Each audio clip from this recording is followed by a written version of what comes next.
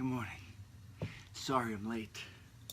Sorry I'm late because I was in el gimnasio levantando las pesas, getting my swole on. I came home from the gym this morning and my wife said, "You're coming in a little bit late." And I said, "Yeah," because I had to get my swole on. And she didn't think that was cool. She rolled her eyes.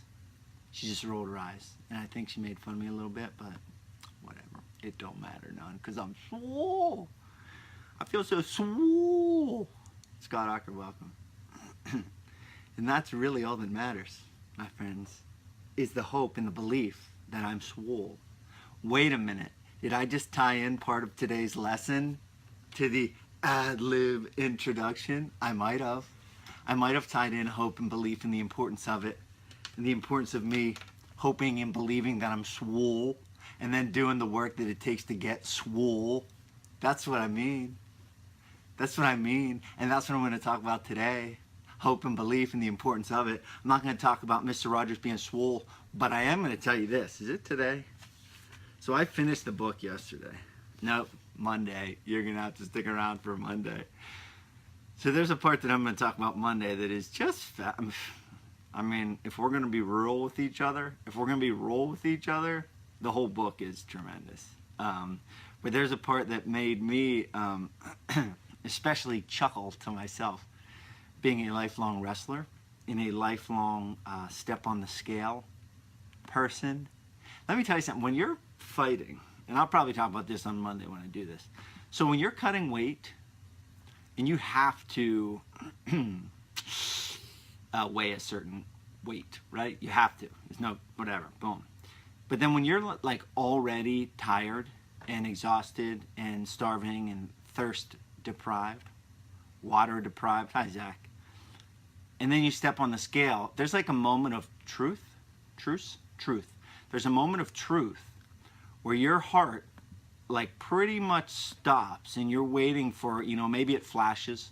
If it's the doctor scale, then you're like, you start real heavy. Hi Richie, good, some new names this morning. You start real heavy and then you knock it over that way until it comes up a little bit. But anyway, that moment of truth, you know, you do it as slowly as possible. First of all, if you're on a doctor scale, you're like, ta, ta, ta, ta, because you want it to stay down as long as possible. Boom, when it goes up and goes dunk, you're like, oh gosh. But anyway, if it's an electronic scale, sometimes it goes like bloop, bloop, bloop. This is a really good visual if anyone knows what I'm talking about. It goes, you know exactly what I'm talking about if you step on scales. Anyway, that moment of truth is so, oh, talk about getting in front of it. Sometimes when those numbers come flashing back and they're like 3 pounds heavier than you thought it'd be. Or I remember one time, it was one of my first fights. I think I was fighting in Altoona, but it was one of my first fights. Not one of my first fights. Anyway, I was fighting in Altoona at 155, okay? And most of my career was at 170. So I remember it was still like not hard to make 55. It certainly wasn't easy, but it was one of those things where it was put it this way, it was a delicate situation. Making 155 was a delicate situation. And I remember I thought I was like 4 over, and we were at the Summit Tennis and Athletic Club in Altoona, losing weight. And I brought my scale with me. Hi, Mrs. Beauchamp. And I brought my scale with me. And I mean, it's like your heart sinks. When you step on that scale and it's more than you want it to be because you're so freaking dead tired anyway, it just sinks. It's not like, oh, I'm disappointed in myself, I gotta work harder. It's like, oh, I gotta lose this weight and this is the most terrible thing in the world. Anyway, I remember, I'm pretty sure I remember it was 162.6. And at that point, I thought I was like 58. And it was 162.6. And it was like, oh my God. And then we were like, that can't be right. So we like let the scale rest, step back on it, and it was not that at all. But holy moly, that's such a terrible thing. Why am I even talking about this? Because, yeah, you know it's aerobic. Because on Monday, I'm going to talk about one of Mr. Rogers' obsessions. And it has to do with the scale, and it's really freaking cool. But I got to start recording because my wife is leaving and my kids are going to wake up.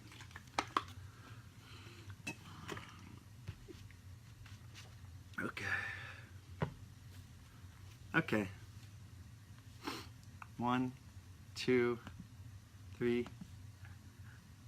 Good morning, my friends, and welcome to the Spaniard Show. This is AMX 610, Reading the Good Neighbor by Maxwell King, The Life and Work of Fred Rogers. Tremendous book. I put out a couple posts the last couple days on social media, at Charlie Spaniard across the board, and I really and truly start crying when I write these posts. I realize that I don't know how many people are reading it. I don't know how many people think like, oh my gosh, what's this guy talking about? This is so cheeseballish.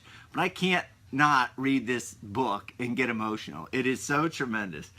Let's first dive into the importance of hope and belief and how that aligns with Mr. Rogers' message. So hope and belief, at the end of the day, really and truly, it kind of rests on hope and belief. There's various athletic sayings that say 90% mental or 90% mental, whatever. It's the hope and the belief that you can get it done. I'll never forget, on a much more serious note, a book that I believe you should read, Man's Search for Meaning by Viktor Frankl. He talked, and that is about a man who went through a concentration camp and came out, and that book is something everyone should read. But he speaks of the importance of hope and belief and clutching on to something, okay? So we're tying that to today's reading with Mr. Rogers.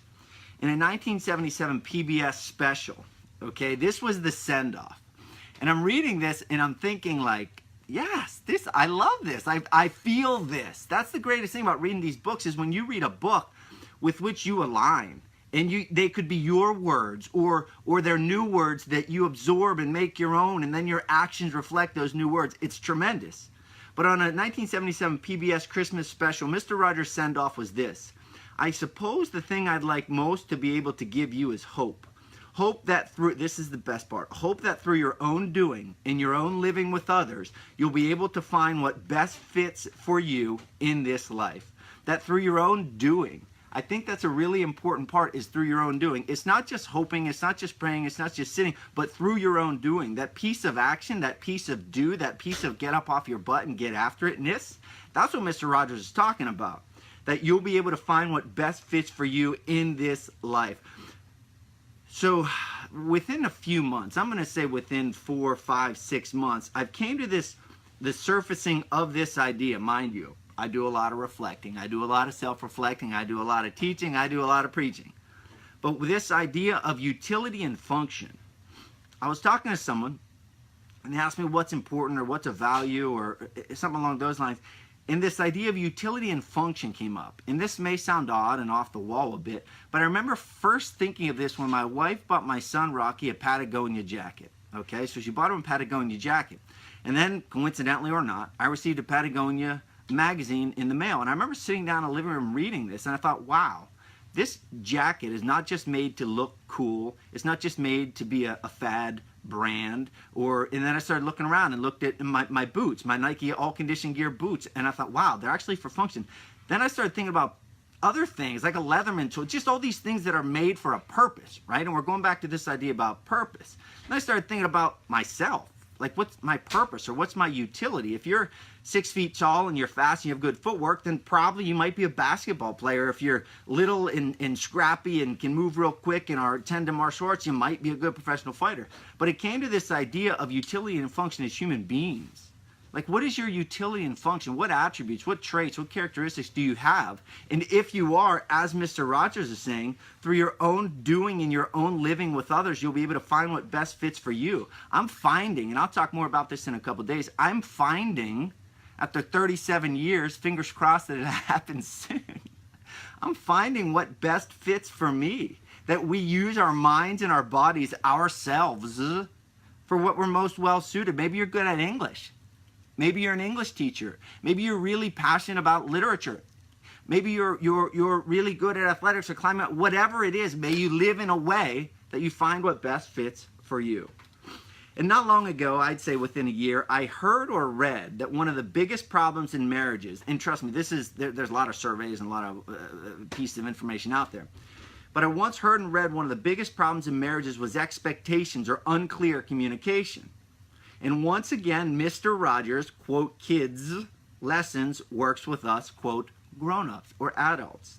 He says, quote, sometimes children wonder if other people know what they're thinking. People don't know what you're thinking if you don't tell them. So, if you're worried about something, it can really help to tell people you love what you're worried about. So I have this problem of brutal honesty, or being forward and direct, sometimes not practicing the best forms of tactfulness. But people don't know what you're thinking unless you tell them. It goes back to this idea of simple, clear, and concise communication that I first heard reading Extreme Ownership and following Echelon Front, Jocko, and Leif, and the rest of their team. People don't know. Sometimes children wonder if other people know what they're thinking. No, they don't. No, we don't. No, your spouse doesn't know. No, your son doesn't know. No, your boss doesn't know. No, your employees don't know. No, your classroom doesn't know. They don't know. So it's up to us to tell them. Simple, clear, concise communication. And the last thing I want to touch on for today, and this was really neat. I put out a post last night that said that something along the lines of, I learned all these things from Mr. Rogers, and I also learned that he was not perfect. Okay, so oftentimes we get these visions and these views of, these superstars that we just think are perfect, that they are perfect, they haven't made, or it is this way or that way, and it's just sunshine and rainbows, and the truth is it's not.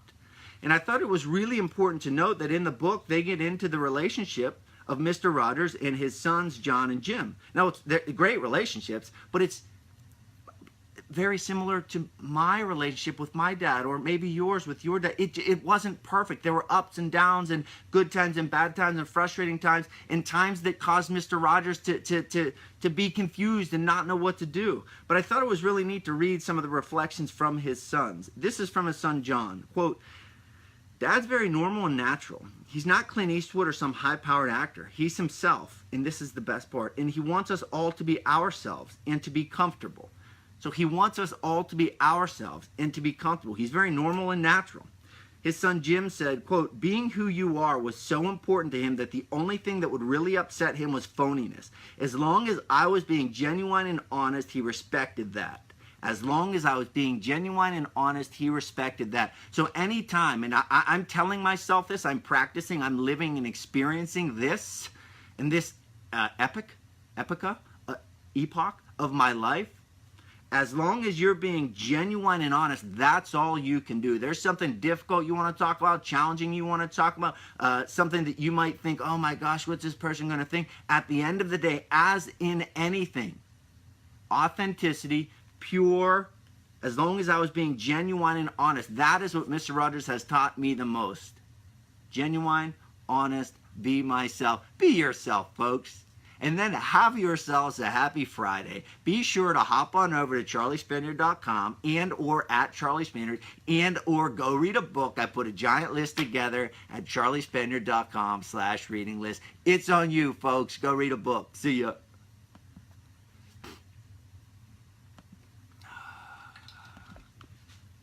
Nikki, did you see I was tying some messages into you?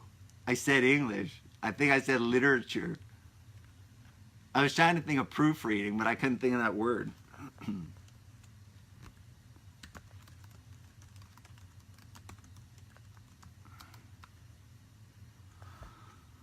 Oh boy, oh boy, boy, oh boyski.